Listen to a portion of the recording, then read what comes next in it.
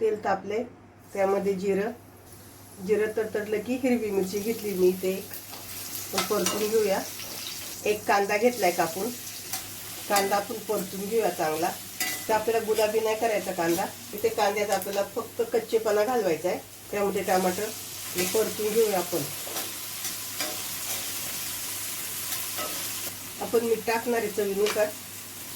2-4 पाकळ्या लसूण ठेचून घेतलाय, तो टाकूया आणि ते आपण बारीक गॅसवर परतूया. आता इथं आपण झाकण ठेवून घेऊया थोड्या वेळासाठी, अगदी 2 मिनिटं ठेवायचे. आपण झाकण खोलूया, मिक्स करून घेऊ. आता यामध्ये धनिया पावडर, तिखट लाल मिरची आणि हळद, आणि मी सगळं बारीक गॅसवरच परतते. आता ही भाजी थोडीशी बाजूला घ्यायची आणि त्या तेलामध्ये 1 चमचाभर बेसन पीठ भाजून घेऊया आपण.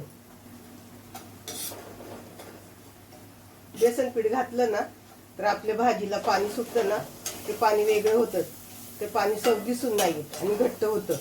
तुम्ही नक्की एकदा बेसन पीठ घालून बघा. इथे आपला कांदा टमाटर परतून झालाय, त्यामध्ये आपण पनीर घालणार आहे.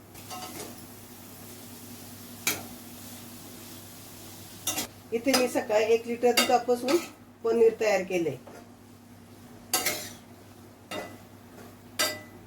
आपली भाजी परतून झाली आहे, त्यानंतर वरून थोडी कोथिंबीर परत एकदा परतून घेऊया.